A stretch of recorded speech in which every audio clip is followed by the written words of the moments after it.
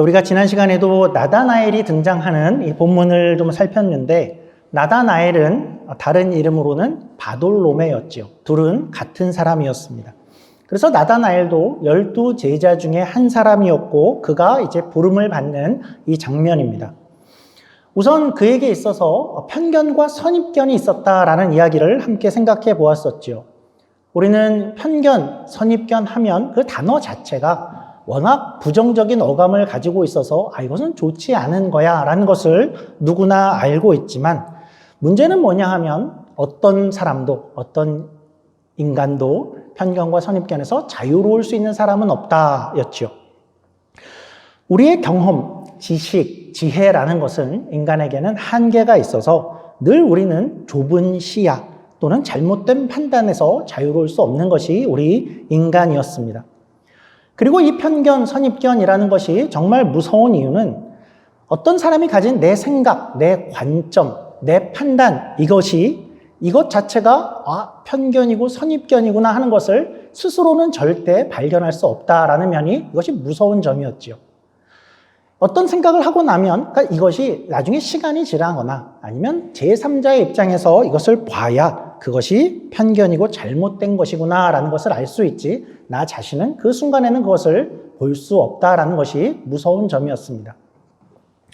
그런데 오늘 나다나엘은 참 다행이었었지요. 첫 번째로 이런 면이죠. 나다나엘 주변에는 조언을 해주는 이가 있었습니다. 빌립이라는 친구가 있어서 조언을 해줬지요. 난 이렇게 생각해 라고 하고 있는 그에게 누군가가 조언을 해줄 수 있다는 것은 이 사람에게 큰 다행이죠. 둘째로는 그가 거기서 조언을 듣고 그쳤으면 아무 소용이 없지만, 나다나엘은 참 다행히 그래? 그렇다면 한번 가서 보자, 그렇게 조언을 들었다는 면이 참 다행이죠. 어떤 편견과 선입견이라는 것을 깨는 가장 좋은 방법은 그냥 그건 그런 걸 거야 하고 거기 머무는 것이 아니라 그 실체를 직면해 보는 것이라 했었죠. 그는 나사렛에서 선한 것이 나올 수 있느냐? 그럴 수 없다라고 생각하고 있었지만 친구 빌립의 이야기를 듣고 그렇다면 한번 가서 보자가 되고 이제 예수님이라는 그 사실을 직면하게 되는 장면입니다. 이제 예수님이 그가 오는 것을 보면서 이렇게 이야기를 하시는데요. 우리 47절입니다. 핸드폰을 보셔도 좋고 화면을 보셔도 좋고요. 편하신 대로 한번 천천히 가보죠. 47절입니다. 그가 다가오자 47절입니다. 예수께서 나다나엘이 자기에게 오는 것을 보시고 그를 가리켜 이르시되 보라, 이는 참으로 이스라엘 사람이라 그 속에 간사한 것이 없도다. 그러자 이제 나다나엘은 이 얘기를 듣고 어쩌면 이제 당연한 질문을 던지게 됩니다. 그러니까 우리도 그런데요. 물론 우리를 잘 알지 못하는 어떤 사람, 처음 우리를 보는 사람이 우리에게 좋은 칭찬을 하면 우리는 기분이 좋을 수 있습니다. 당신 인상이 참 좋은 것 같아요. 당신에게는 좋은 향기가 있는 것 같아요. 미소가 참 좋습니다. 이런 이야기를 들으면 누구나가 다 우리는 기분이 좋게 되는데, 그런데 혹시 처음 보는 어떤 이가 와서 이렇게 말하면 어떨까요? 너무 내밀한 이야기를 하는 것입니다. 예를 들면 당신의 내면은 정말 순수하군요 라든지, 당신의 믿음은 흔들리지 않는 어떤 믿음을 가졌군요. 그러니까 처음 보는 사람인데, 좋은 말이긴 하지만 이렇게 말하면 좀 의심이 될 수 있을 것 같습니다. 한국에서 가끔 그런 분들을 만날 수 있죠. 눈이 참 맑으십니다 라든지, 조상에게 제사를 드리면 더 좋은 이런. 근데 우리가 어떤 사람이 처음 와서 이렇게 속을 단언한다라고 너무 확신을 하면 뭐지 싶을 수 있는데, 우리 같아도 누구세요? 저 아시나요? 이것이 이제 나다나엘의 첫 반응이었죠. 48절은 이렇게 되죠. 48절도 그렇게 되는 겁니다. 어떻게 나를 아십니까? 라고 물어보는 겁니다. 그리고 나서 이제 몇 마디의 대화가, 예수님과 나다나엘의 대화가 이어지는데, 여기는 무슨 불교도 아닌데 대화가 아주 선문답 같습니다. 잘 이 대화가 이해가 안 되는 부분들이 솔직히 많고 뭔가 많이 건너뛰고 이야기하고 있는 듯한 그런 느낌을 받게 되는데요. 우리가 한번 천천히 생각해 보려고 합니다.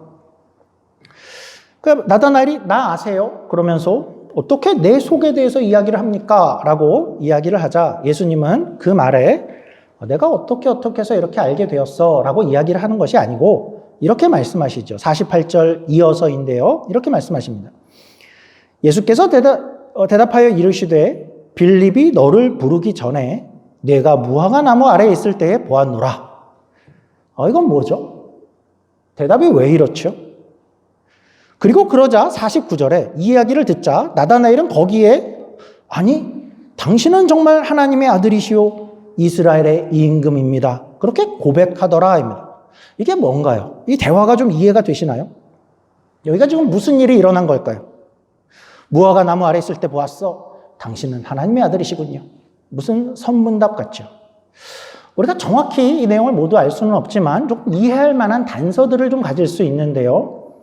우선 무화과 나무 아래에 있었다라는 것이 뜻하는 바가 있습니다.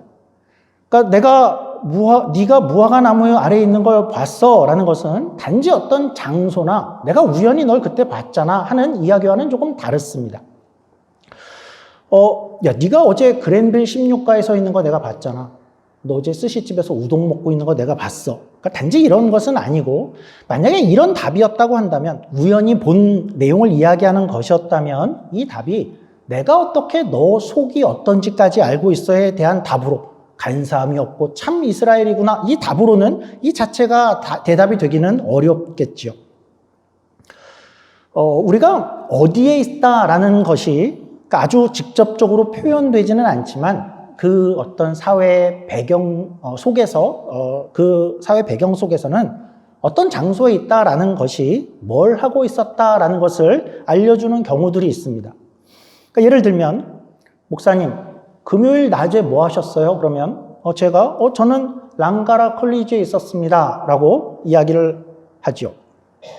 그러니까 그런데 제게 있어서 이제 랑가라 대학에 간다라는 것은 저는 거기를 뭐 놀러 가거나 뭘 먹으러 간다거나 무슨 축제를 즐기러 갈 그럴 이유는 없고 제게 있어서 랑가라에 간다라는 뜻은 도서관에 간다라는 뜻입니다.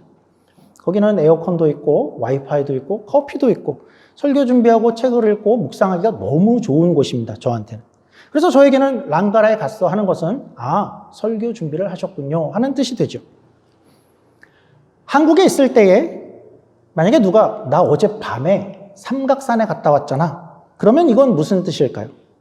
좀 나이가 있으신 분은 아실 수 있을 것 같은데 밤에 무슨 산에 등산하러 갔어? 그렇지 않고 거기는 아주 유명한 철야를 하는 밤을 새워 산에서 기도하는 것으로 유명한 곳이죠. 그래서 나 어제 삼각산에 갔었어. 그 말은 아는 사람들끼리는 어제 밤새 기도했구나 라는 그런 뜻이죠. 장소가 뭘 하고 있었다라는 것을 알려주지요. 비슷하게 그 당시에 사람들 가운데 무화과 나무 아래에 있었다라는 것은 이 고대 시대의 집 구조라는 것이 이렇게 다 벽으로 둘러싸여 있어서 낮에도 굉장히 어두컴컴해서 이 사람들이 책을 읽거나 또 성경을 읽거나 할 때 집에서 할 수 없고 전기가 있는 시절도 아니니까 이 밖에 나와서 또 그늘을 찾게 되었는데 중동 지방이니까 매우 더웠겠죠. 그런데 이들 사이에서 가장 책을 읽고 성경을 연구하기에 좋은 곳이 무화과 나무 아래다라는 그런 보편적인 배경이 있었습니다. 잎이 넓고 크고 그늘이 짙고 향기가 좋아서 랍비들이 무화과 나무 아래서는 율법을 묵상하고 기도하는 곳으로 여기고 있었죠. 그리고 1세기 이 갈릴리에 사는 이 유대 사람들은 거기서 그렇게 묵상을 하며 오실 메시아를 기다리고 있었다라는 것이죠. 한국에 보면 무화과 나무 아래라는 교재가 있습니다. 그 교재는 성경 교재지요. 그러니까 성경 공부하자라는 뜻입니다. 그러니까 나다나엘은 이제 거기에 있었는데 이제 이 장면에 대해서는 아마 예수님이 직접 볼 수 없는 그리고 알 수 없는 어떤 상황이 분명히 있었던 것 같습니다. 그런데 이제 예수님은 그러니까 이런 거지요. 예수님이 진짜 예수님이 맞아? 나사렛에서 진짜 메시아가 나올 수 있는 거야? 하고 걸어 나오는 그에게 이제 네가 무화과 나무에 있었던 거 아니냐라고 그렇게 말을 한 것이고 그 말은 결국은 네가 그 무화과 나무 아래에서 하고 있는 것 성경을 읽고 묵상을 하며 기도를 하며 오실 메시아를 기다리고 있는 것을 내가 알고 있다라는 그런 표현이 된 거죠. 너는 간사함이 없고 그리고 참 이스라엘로 그 일을 하고 있는 것이고 그리고 이제 그 대답은 예수님의 대답은 네가 그렇게 기다리던 그 메시아가 바로 여기 있다. 궁금해하던 메시아가 나다라는 그 대답을 그렇게 하신 것이죠. 그러니까 나다나엘은 거기서 놀란 것입니다. 아니, 내가 거기서 성경을 읽고 묵상하며 메시아를 기대한 것, 그리고 내가 이 자리에도 메시아가 궁금해서 여기 나온 것, 이것을 다 아시는구나. 이 장면으로 이해가 되니 예수님은 내가 널 거기서 봤어 라는 한마디에 이제 당신은 정말 하나님의 아들이시오, 그분이 맞군요가 나온 것이죠. 조금 이해가 되죠. 근데 우리가 조금 더 나아가 보죠. 그러니까 이 부분은, 이 성경, 이 본문은 우리로 하여금 조금 더 추측을 하고 조금 더 상상을 할 수 있는 그런 여지를 좀 주는데요. 역사적으로 많은 학자들은 이 나다나엘이 이때 메시아를 기다리면서 무화과 나무 아래에서 성경을 묵상할 때에 구약 성경 중에서도 어느 부분을 읽고 있었을 것이다에 많이들 동의를 합니다. 아니, 이걸 보고 어디를 읽고 있었는지 어떻게 알지요? 싶은데 많은 분들이 나다나엘이 창세기 28장의 야곱 이야기를 읽고 있을 것이다 라고 그렇게 생각을 합니다. 무척 일리가 있는데요. 그렇게 그렇게 이해하는 데에는 두 가지 이유가 있습니다. 첫째는 예수님이 나다나엘을 보고 처음 칭찬처럼 한 그 이야기 때문인데요. 예수님은 나다나엘이 나오는 것을 보고 뭐라고 이야기했냐 하면 너는 참 간사함이 없고 참 이스라엘이다 라고 이야기를 했죠. 그런데 구약에서 우리가 간사함의 대표적인 인물을 뽑아라 그러면 간사함에서는 누구에게도 뒤지지 않는 사람이 야곱입니다. 그리고 그런데 그 야곱은 나중에 어떤 이가 되냐 하면 야복강에서 어떤 큰 사건을 겪은 후에 새로운 이름을 하나님으로부터 받게 되는데 그 이름이 이스라엘이죠. 그러니까 간사함을 넘어 이스라엘이 되는 사람이 우선 야곱이죠. 그러니까 여기까지 보면 그냥 그런 거 아닌가 싶기도 한데 두 번째 근거가 있습니다. 이어지는 오늘 본문 때문이죠. 예수님은 이제 나다나엘이 앞으로 어떤 복을 받을 거야 라는 복을 이야기를 하는데 이 복의 내용이 분명히 성경에서 피할 수 없이 야곱의 이야기를 떠올리게 하는 그런 본문, 그런 단어들을 쓰는 복이기 때문에 그렇습니다. 우리 요한복음 1장 50절, 51절 눈으로 한번 봐주시죠. 예수님이 나다나엘에게 이렇게 이야기하죠. 50절입니다. 예수께서 대답하여 이르시되 내가 너를 무화과 나무 아래에서 보았다 함으로 믿느냐? 이보다 더 큰 일을 보리라. 또 이르시되 진실로 진실로 너희에게 이르노니 하늘이 열리고 하나님의 사자들이 인자 위에 오르락 내리락 하는 것을 보리라 하시니라. 오르락 내리락이죠. 그러니까 이 축복은 어떤 축복이냐 하면 창세기 28장에서 야곱에게 했던, 그리고 야곱의 사닥다리 사건, 일명 야곱의 사닥다리 사건을 떠올리게 하는 그런 본문이죠. 우리 한번 창세기 28장 한번 보죠. 창세기 28장에 어떤 일이 있었는지 우리 화면으로 한번 보겠습니다. 창세기 28장 10절입니다. 야곱이 부엘세바에서 떠나 하란으로 향하여 가더니 한 곳에 이르러는 해가 진지라. 거기서 유숙하려고 그곳에 한 돌을 가져다가 베개로 삼고 거기 누워 자더니 꿈에 본즉 사닥다리가 땅 위에 서 있는데 그 꼭대기가 하늘에 닿았고 또 본즉 하나님의 사자들이 그 위에서 오르락 내리락 하고. 야곱은 그런 복을 누렸는데 이제 나다나엘이 누릴 복을 굳이 야곱의 이야기를 가져와서 하고 있죠. 그러니까 이렇게 우리가 이해를 한다고 하면 나다나엘 편에서는 나다나엘은 내가 무화과 나무 아래에 있었던 것, 거기서 메시아를 기다린 것을 어떻게 알았지? 거기에만 놀란 것이 아니라 아니, 당신은 그렇다면 내가 그때의 야곱의 이야기를 읽고 있는 것도 알았단 말입니까? 간사함, 참 이스라엘, 오르락 내리락 알고 계셨단 말입니까? 도 되었을 것 같죠. 그리고 이제 예수님은 나다나엘에게 그 복을 인용하시면서 넌 그 본문을 읽고 있었지. 그 복은 구약의 야곱만 누릴 것이 아니야. 네가 이제 그걸 눈으로 보게 될 거야. 오르락 내리락. 야곱의 이야기를 들어서 다시 한번 축복을 했을 때 나다나엘은 더 큰 감동이었을 것 같죠. 그런데 우리가 오늘 이 또 본문을 자세히 보면 좀 재미있는 부분은 이 오르락 내리락 하는 것을 보리라 하는 이 어떤 복이 단지 나다나엘에게만 주어진 것이 아니다라는 것을 발견하게 됩니다. 예수님이 말씀하신 것은 나다나엘아, 너 이거 볼 거야? 그게 아니죠. 그렇다면 이걸 누가 볼 것인가? 우리 51절 한번 자세히 한번 보시죠. 51절입니다. 51절은 이것을 볼 이들을 누구라고 이야기하냐면 너희라고 하죠. 복수이죠. 또 이르시되 진실로 진실로 너희에게 이르노니 너희가 이것을 보리라입니다. 그러니까 이것을 보게 되는 것은 얼핏 생각하면 나다나엘만 보는 거 아니야? 그렇지 않고 거기에 함께 있는 제자들도 우선은 빌립은 물론 함께, 그리고 아마 안드레와 베드로가 함께 있었을 것이고, 그리고 그들만 아니라 이제 앞으로 신자가 될 모든 이들이, 그리고 물론 우리도 보게 될 것을 이야기한 장면이죠.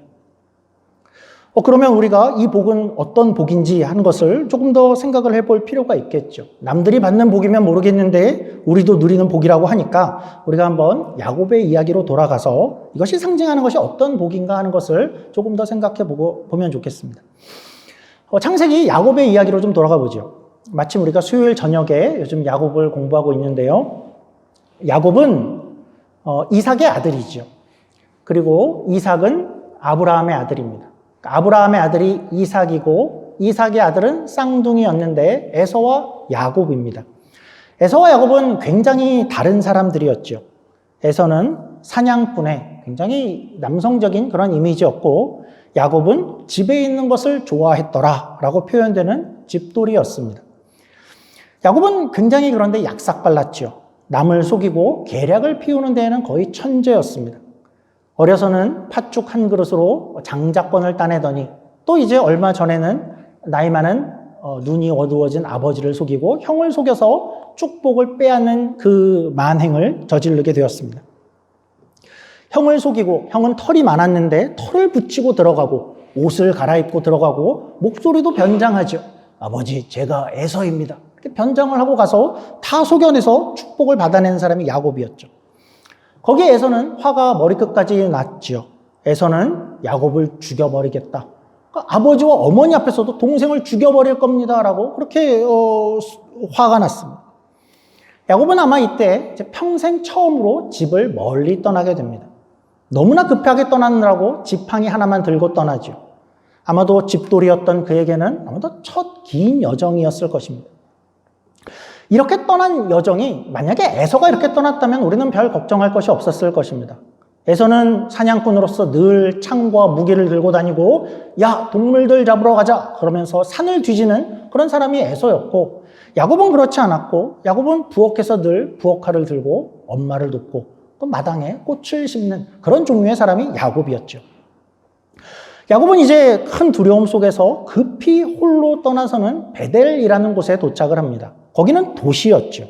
그런데 보면 그는 사람들이 모여있는 그 도시에도 들어가지 못한 것으로 보입니다.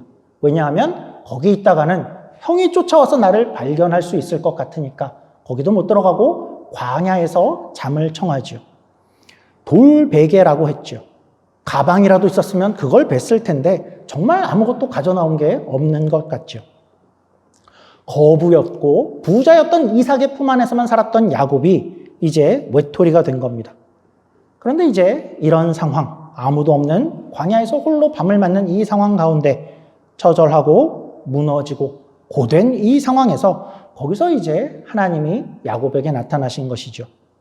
우리 12절, 13절 말씀 우리 화면으로 한번 보겠습니다. 다시 한번 보겠습니다. 꿈에 본즉 사닥다리가 땅 위에 서 있는데 그 꼭대기가 하늘에 닿았고 또 본즉 하나님의 사자들이 그 위에서 오르락 내리락하고 또 본즉 여호와께서 그 위에 서서 이르시되 그가 본 것은 무엇이냐 하면 그는 정말 암담했고 희망이 없고 주변에는 아무것도 없었는데 그런데 거기서 하늘이 열리는 걸 보게 되었죠. 우리에게도 하나님은 늘 그럴 때 나타나시는 것 같죠. 외로울 때, 또 고될 때, 힘에 벅찰 때, 무너질 때, 주변에 아무것도 없을 때에 하나님은 그렇게 더 가까이 다가오시죠. 야곱의 일생은 그 이전까지 어떤 일생이었는가 하면 이렇게 표현할 수 있습니다. 그는 하늘과는 아무 관련 없이 살아온 인생이었습니다. 하늘은 없다라고 생각한 그런 인생이었죠. 자기의 술수와 꾀를 의지해서 자기의 것을 확보해 오는 그런 인생을 살아왔었죠. 팥죽으로 장자권, 아버지를 속여서 축복, 자기가 필요하다면 어떤 방법도 서슴지 않고 살아온 게 야곱의 인생이었죠. 그렇게 살아가는 것이 내 행복을 만드는 그런 유일한 방법이다라고 생각을 했을 것이고, 이런 인생이 세상의 전부다라고만 생각을 해왔었습니다. 그런데 그가 어느 순간에 하늘을 보게 된 거죠. 하늘이라는 것은, 하늘은 저 멀리 있어서 이 땅에 나와 관련이 없이 존재하는 게 아니구나. 하늘과 땅이 연결되어 있는 그 하늘을 처음 본 것이죠. 처음 하나님을 보게 되었고, 영적인 세계를 보게 되었고, 단절된 두 세계가 아닌 함께 존재하는 그 세상을 야곱이 거기서 보게 된 것이었죠. 이 장면은 우리가 야곱을 잘 감정이입을 해본다면 야곱에게 굉장히 위로가 되었을 것입니다. 지금은 나 혼자가 아니구나. 이 보이는 현실, 아무것도 없는 깜깜한 이 밤 위험 속에 있는 이것이 다가 아니구나. 하늘이 있고 하나님이 계시다면 이 고통의 순간, 나의 지금 이 순간도 혹시 하늘에서는 어떤 의미가 있는 것이 아닐까? 하늘과 땅이 연결되어 있다면. 내가 지금 당하고 있는 이 고난과 힘겨움이 이게 그냥 내가 느낄 수 있는 것이 다가 아니라 하늘에서는 어떤 의미가 있는 것이 아닐까? 그렇게 연결된, 전혀 세상을 새롭게 보게 된 그런 순간이 되어진 것이죠. 근데 우리가 혹시나 놓쳤을까? 한번 이 구절을 다시 한번 주목해 보면 야곱의 이야기에서 하늘과 땅을 연결하는 것으로 등장하는 것이 무엇이었냐 하면 사닥다리였죠. 야곱은 그걸 봤죠. 두 세계가 단절되지 않고 두 세계가 이어질 수 있다는 어떤 상징으로 보여준 것, 그리고 사닥다리를 봤을 것입니다. 그런데 신약에 가면 비슷한 표현을 쓰면서도 조금 달라지는데요. 신약은 말하자면 구약에서 야곱이 봤던 그 사닥다리가 무엇인가 하는 것을 이제 확실히 보여주겠어 하는 식으로 등장하는 것이 신약의 장면인데, 오늘 요한복음 1장 51절 다시 한번 봐주시죠. 요한복음 1장 51절인데요. 구약에서는 사닥다리였다면 이제부터 신약시대에는 그 대신에 뭐가 그 자리를 대신하고 있는지를 한번 발견해 보시죠. 1장 51절입니다. 또 이르시되 진실로 진실로 너희에게 이르노니 하늘이 열리고 하나님의 사자들이 인자 위에 오르락 내리락 하는 것을 보리라 하신지라. 사닥다리 대신에 인자가 있죠. 사닥다리 위가 아니라 이제는 인자 위를 오르락 내리락 한답니다. 인자는 사람의 아들이라는 뜻입니다.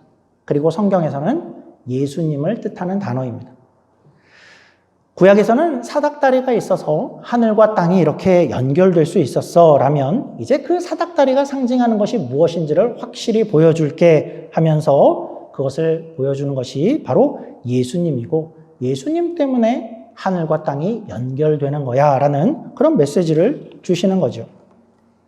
그렇다면 우리가 이런 생각을 해야겠죠. 아니, 그렇다면 예수님이 없다면, 예수님이 아니었다면 하늘과 땅은 단절되어 있는 것이란 말입니까? 그렇죠. 그것이 오늘 이 온 성경이, 그리고 복음이 그 이야기를 하는 것이죠. 인간은 하나님과 단절되어 버릴 수밖에 없다 하죠. 왜죠? 죄 때문이다 하죠. 인간으로 하여금 하나님을 인식하지 못하게 만드는 것, 영적으로 눈을 어둡게 만들어 버리는 것, 분명히 존재하는 하나님인데 그를 바라보지 못하고 인식하지 못하게 만들어버리는 것, 하나님이 원하는 것을 있지만 그것을 인간이 행할 수 없게 만들어버리는 것, 하나님이 원하시는 선의 수준에 도달치 못하게 하는 것, 그 모든 것이 우리의 죄요, 죄성 때문이라고 하죠.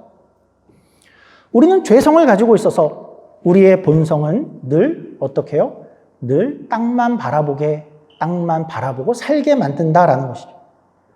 우리의 본성은 우리의 삶을 우리의 힘으로만 살아가게 만들죠. 돈을 벌어야 되고, 애들을 교육시켜야 되고, 내 이익을 위해서는 어떤 다른 사람의 안위쯤은 조금 무시해도 되고, 내 자존심을 위해서는 남들의 상황을 봐줄 것이 아니고, 또 나를 위해서, 이 땅의 모든 것을 위해서는 거칠 것이 무엇이랴. 그리고 내 삶을 이 땅에서 남부럽지 않게 만드는 것을 인생의 전부로 여기게 만드는 것, 그것이 바로 죄성이지요. 하늘은 없는 듯하게 만들고, 하나님은 없는 듯 만들고, 영적인 세계는 없는 듯, 하늘은 없고 땅만 존재하게 생각하게 하는 것이 우리의 죄성이고, 결국은 그래서 인간은 하늘과 단절된, 그것을 바라보지 못하고 인식하지 못하는 삶을 살게 되었다이죠. 그런데 이제 오늘 표현으로는 그 단절을 연결시키러 오신 분이 바로 예수님이다라는 것이죠. 예수님은 하늘과 땅을 연결하시되 우리의 죄의 문제와 죄성의 문제를 해결하심으로 그것을 가능케 하신 것이죠. 비로소 예수님을 믿게 되면 하나님을 볼 수 있게 되고 열린 하늘과 땅이 연결된 두 세계를 보게 되는 것이고 이 땅만 존재하는 것이 이 세상의 전부가 아닌 것을 보게 만든다라는 거죠. 예수님이 가르쳐 주신 주기도문에서 고백하듯이 하늘에서 이룬 것이 땅에서도 이루어지는 하늘과 땅이 함께 존재하는 땅에서 맨 것이 하늘에서도 매이고 땅에서 풀면 하늘에서도 풀리는 그 세계죠. 우리는 오늘도 우리의 보물을 하늘에도 쌓을 수 있는 그런 세상이죠. 오르락내리락 단절되지 않은 그 세계를 우리가 보게 되는 거죠. 나다나엘은 메시아를 기다리고 있었죠. 그러나 그들의 수준에서는 그들이 기다린 메시아는 꽤나 정치적인 메시아였죠. 유대나라의 독립과 로마의 치세로부터의 독립과 해방을 원하는 그 일을 할 메시아를 기다리고 있었습니다. 그 예수님께 오늘 나다나엘에게 예수님은 이렇게 이야기를 하신 겁니다. 50절, 51절 다시 눈으로 보시면 이런 식이죠. 내가 너를 무화과 나무 아래에서 봤다고 해서 네가 그걸 믿느냐? 잘했다. 그런데 더한 것을 보리라. 단지 네가 기대했던 그런 정도의 메시아가 아니라 앞으로 볼 것은 나다나엘 너뿐만 아니라 너희 모두가 함께 볼게 될 것인데 이제 예수님이 십자가를 지시며 하늘과 땅을 연결하게 될 그 일을 너희가 보게 될 것이다 라고 말씀하신 것이죠. 우리가 오늘 예수를 믿기에 이 교회에 예배 자리에 나와 있죠.